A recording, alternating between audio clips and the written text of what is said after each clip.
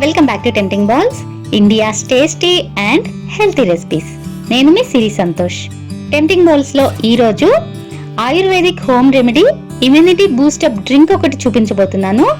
దాని పేరు కథా హెర్బల్ టీ.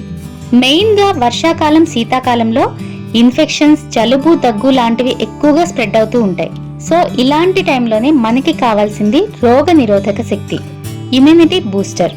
సో ఈ కథా డికాక్షన్ ని రోజు ఒక్కసారి తీసుకుంటే సీజనల్ ఇన్ఫెక్షన్స్ నుంచి మనల్ని ప్రొటెక్ట్ చేసుకోవచ్చు.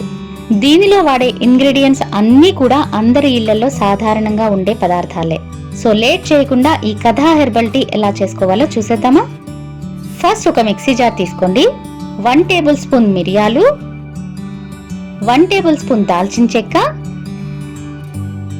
1 టేబుల్ స్పూన్ యాలుకలు, 1 టేబుల్ స్పూన్ ఆర్గానిక్ పసుపు వేస్తున్నాను. ఒకవేళ మీ దగ్గర పచ్చి పసుపు ఉంటే అదే వాడుకోండి. పచ్చి పసుపు అయితే డైరెక్ట్ గా నీళ్ళలోనే దంచి వేసేసుకోవచ్చు. నెక్స్ట్ 2 ఇంచెస్ సొంటి ఇలా బ్రేక్ చేసి వేసుకోండి.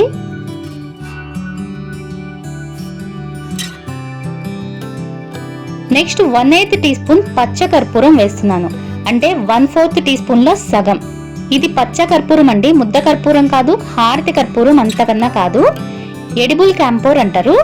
లడ్డూలు, చక్కెర పొంగలి లాంటి ప్రసాదాలకి యూస్ చేస్తారు. అన్ని ఆయుర్వేదిక్ స్టోర్స్ లో మీకు ఈజీగా దొరుకుతుంది. ఇది కోల్డ్ అండ్ కాఫ్ కి, డైజెస్టివ్ ప్రాబ్లమ్స్ కి చాలా బాగా పనిచేస్తుంది. బట్ ఎక్కువ వేసుకోకండి, నేను వేసిన క్వాంటిటీలోనే వేసుకోండి, కరెక్ట్ గా సరిపోతుంది. ఈ ఇంగ్రీడియంట్స్ అన్ని కలిపి మెత్తగా పౌడర్ చేయండి. ఈ పౌడర్ ని ఒక ఎయిటెడ్ గ్లాస్ జార్ లో స్టోర్ చేసుకొని ఏ రోజుకి ఆ రోజు 1 గ్లాస్ వాటర్ కి 1 స్పూన్ చొప్పున వేసుకుంటే సరిపోతుంది. ఇప్పుడు దీని ప్రిపరేషన్ కూడా చూపిస్తాను.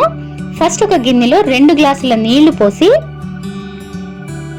కొద్దిగా కాగిన తర్వాత పిడికెడు తులసి ఆకుల్ని ఇలా కట్ చేసి వేసుకోండి.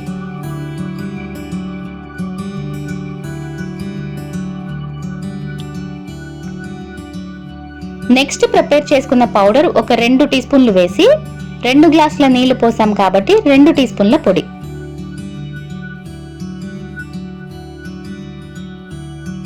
ఓసారి బాగా కలిపి లో ఫ్లేమ్ మీద ఒక 10 నిమిషాలు బాగా మరగనివ్వండి.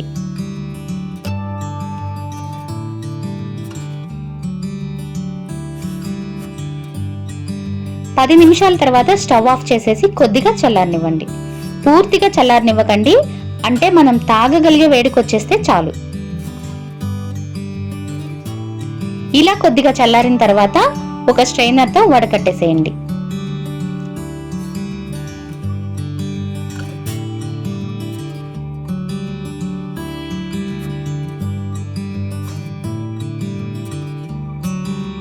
వడకట్టేసిన తర్వాత ఇందులో 2 టీ స్పూన్ల నిమ్మరసం వేస్తున్నాను. ఈ నిమ్మరసం కంప్లీట్లీ ఆప్షనల్. నెక్స్ట్ 2 టీ స్పూన్ల తేనె వేసి ఓసారి బాగా కలిపి సర్వ్ చేసుకోండి. గుర్తు పెట్టుకోవాల్సిన విషయం ఏంటంటే దీన్ని ఎంటీ స్టమక్ తో తీసుకోకండి, బ్రేక్ఫాస్ట్ చేసిన తర్వాతనే తీసుకోవాలి. మరి ఈ వీడియో మీకు యూస్ఫుల్ అనిపిస్తే లైక్ చేసి షేర్ చేస్తారా? మరిన్ని రెసిపీస్ కోసం మర్చిపోకుండా మా టెంప్టింగ్ బాల్స్ యూట్యూబ్ ఛానల్ ని సబ్స్క్రైబ్ చేసుకోండి. మరో మంచి రెసిపీతో రేపు మార్నింగ్ మళ్ళీ కలుద్దాం. అంతవరకు ఈట్ హెల్దీ, స్టే హెల్దీ.